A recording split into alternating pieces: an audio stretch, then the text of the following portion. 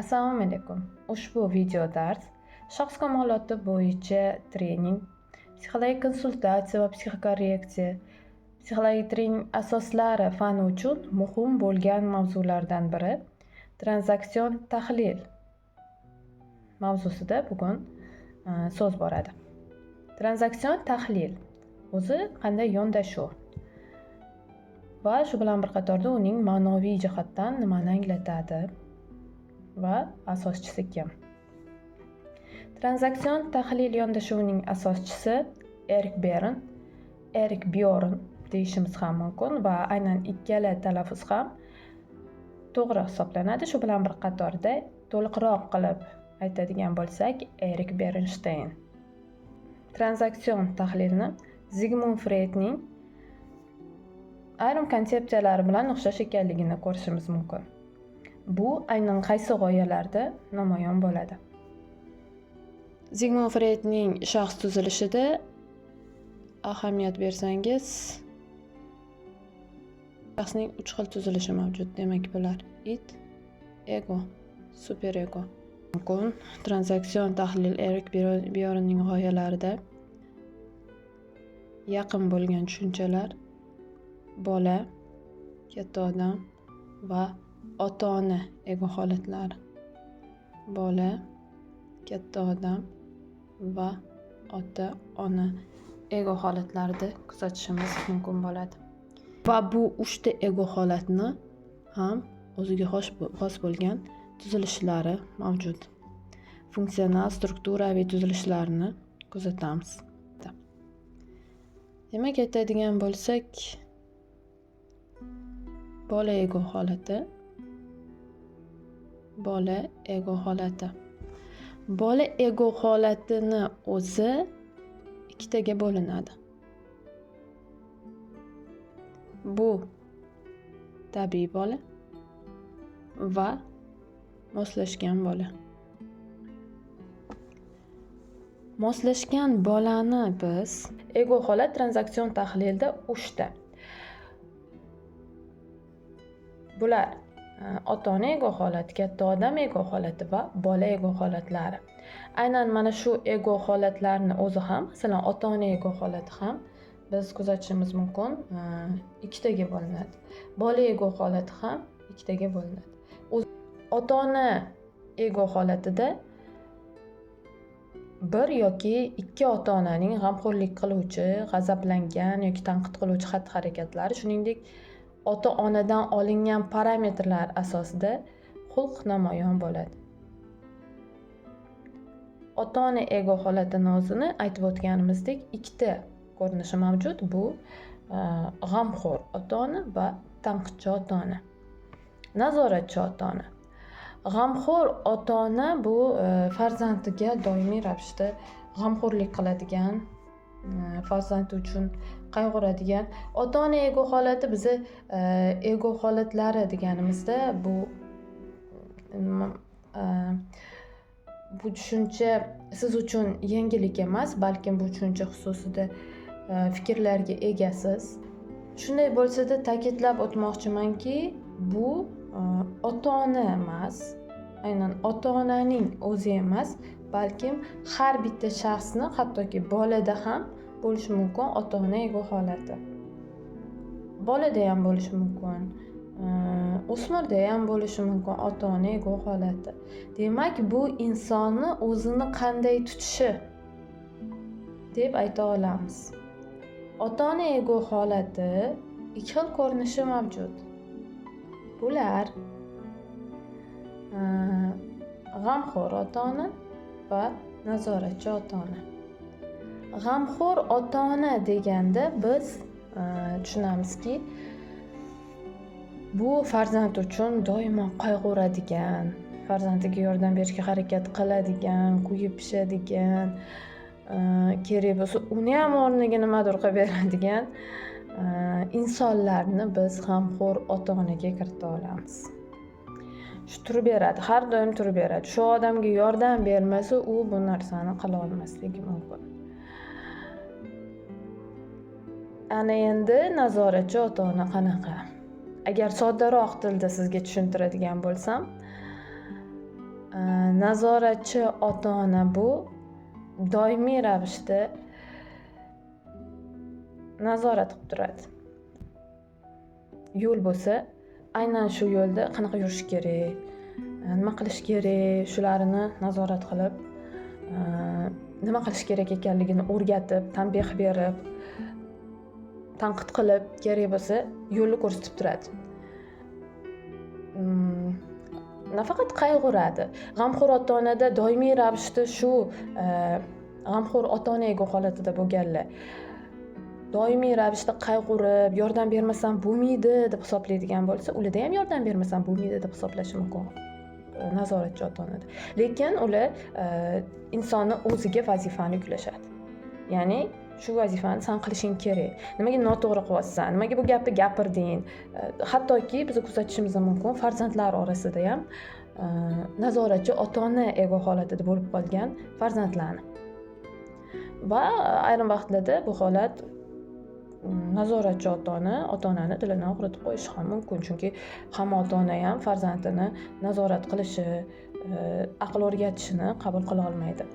Shundan kelib chiqib aytishimiz mumkinki, bu ego holatlar aynan kim bilan munosabatga kirishayotganda, ya'ni qaysi ego holatidagi inson bilan munosabatga kirishayotganligiga qarab turib, bir-biri bilan kesishishi, bir-birini qabul qila olishi yoki qabul qila olmasligi mumkin bo'ladi. Demak, ota-ona ego holatini haqida biroz tushunchaga ega bo'ldingiz degan umiddaman va bola ego holatiga o'tadigan bo'lsak. Bola ego holati nima? Bola ego holatini biz ikki xil ko'rinishini kuzatishimiz mumkin bo'ladi. Bu tabiiy bola va moslashgan bola. Tabiiy bola o'zining injiqligini, qaysarligini, xohishlarini, men xohlayman degan narsalarni ko'rsatishi mumkin. Ya'ni men shunaqa bo'lishini xohlamayman. U nazorat qilmayapti, kuzatmayapti, balki shunaqa bo'lishini xohlamayman. U bolalarcha xohishlarini bajarilishini xohlayotgan inson. Moslashgan bola qanaqa? Moslashgan bolani biz kuzatishimiz mumkinki, bu bolalar doimiy ravishda atrofdagilarga yoqishga, ularni fikrlari asosida yashashga harakat qiladigan insonlarni biz olishimiz mumkin bo'ladi. Masalan, siz bolaligingizda sizni maqtaydigan bo'lsa, yaxshi gapiradigan bo'lsa, yana ham shu ishni a'lo darajada bajarishga harakat qilasiz. Qilgan bo'lishingiz mumkin. Voy, buncha chiroyli rasm chizar ekan yoki bo'lmasam bu ishni juda ham yaxshi qilar ekan deb, barakalla, ukasiga yaxshi qaraydi deydigan bo'lsa, siz meni maqtashyapti, demak men yana ham yaxshiroq harakat qilishim kerak deb ularni ko'z o'ngida ular uchun harakat qilishingizni kuzatishimiz mumkin bo'ladi. Ya'ni sizga yo'l yo'riq ko'rsatilishi, sizga qanaqadir maqtovlar bildirilishi va siz boshqarilishga moyilroq bo'lishingiz bu sizni moslashgan bola ego holatingizdaligini ko'rsatib beradi va o'ramiz. Endi aynan shu moslashgan bola ego holatini o'zida isyonkor bola ego holati mavjud. Isyonkor bola bola ego holatini ikkiga bo'lyapmiz. Bu demak, biz moslashgan umuman bola ego holati ikkiga bo'linayotganligini ko'rishingiz mumkin. Bu tabiiy bola dedik va moslashgan bola dedik. Moslashgan bolani o'zida mavjud bo'lgan yana bitta holat bu isyonkorlik.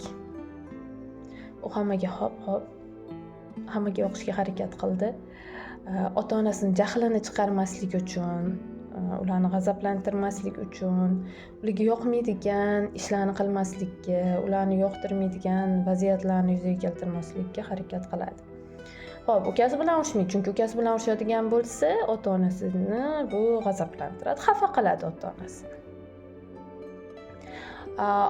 Opa-akasiga gap qaytaradigan bo'lsa, bu yana ota-onasini jahlini chiqarishi, xafa qilishi mumkin. Uni urishsa, urishmasligidan emas gap, balkim ota-onasiga bu narsa yoqmayapti va buni his qilgan holatda bajarmaslikka harakat qilyapti. Lekin ota-ona ko'rmayotgan vaqtda aynan shu ukasini har qancha qiladigan qaysarliklari, akasiga nisbatan ayrim vaqtlarda bo'ladigan nohaqliklariga indamay kelgan bola, moslashgan bola ego holatidagi inson,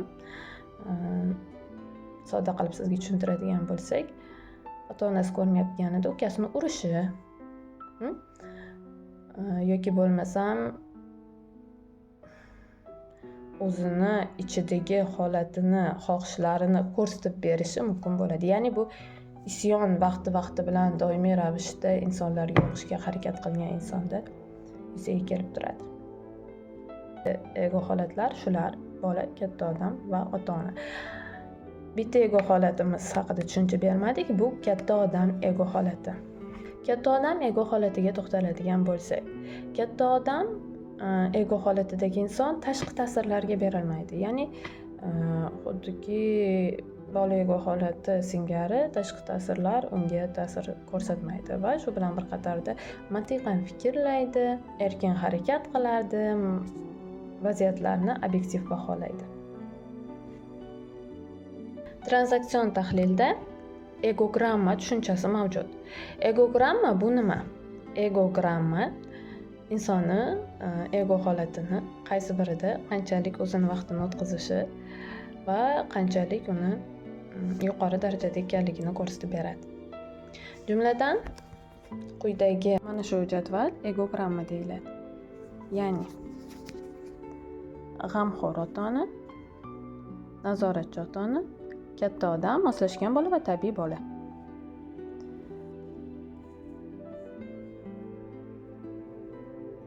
Egogramma g'oyasi shundan iboratki, har bir ego holat nomi ustiga bitta ustun chiziladi. Ya'ni mana biz ustunlarni chizib oldik. Ustunning balandligi siz har bir funksional qismda qancha vaqt o'tkazishingizni ko'rsatadi. Avval eng ko'p vaqt bo'ladigan ego holat qismi ustiga ustun chizasiz. Ya'ni qaysi ego holat sizda ko'proq vaqtingizni o'tkazasiz? G'amxo'r ota-ona sifatida, nazoratchi ota-ona sifatida, katta odam sifatida, yoki moslashgan bola ego holati sifatida, yoki tabiiy bola ego holati sifatida. Demak, qaysi ego holatda siz eng ko'p vaqtingizni o'tkazasiz? Aynan shuni ustiga siz ustun chizishingiz kerak bo'ladi. Misol uchun aytishimiz mumkin moslashgan ego holat, bola ego holat. Demak, eng ko'p tahlil qiladigan bo'lsam, insonlarga moslashga harakat qilaman, ularga yordam berishga harakat qilaman, ma'qul kelishga harakat qilaman. Demak, men moslashgan bola ego holatidaman deb oladigan bo'lsak. Misol uchun, buni va siz eng kam qaysi ego holatda bo'lasiz? Shuni ustiga ustun chizasiz. Misol uchun, nazoratchi ota-onada juda ham kam bo'lasiz. Nazoratchi ota-onaga chizildi. Ikkala ustun balandligi bu sizni intuitiv bahoyingiz, ya'ni qaysi ego holatda qanchalik vaqt o'tkazishingiz haqida o'zingizni ichki sezgilaringizga mos bo'lish kerak. Misol uchun, siz o'zingizni tahlil qilgan holatda shu egolarga qanchalik ko'p va qanchalik kam ekanligini ko'rsatib berishingiz kerak bo'ladi. Ana undan keyin siz qolgan ego holatlarga ham chizib chiqasiz. Ya'ni siz g'amxo'r ota-onada qanchaliksiz, katta odam ego holatida qanchaliksiz va tabiiy bola ego holatida qanchalik mavjud ekanligingizni chizib chiqishingiz mumkin bo'ladi. Demak, bu egogramma, tranzaksion tahlil tushunchasidagi egogramma ekanligini ko'rishimiz mumkin bo'ladi.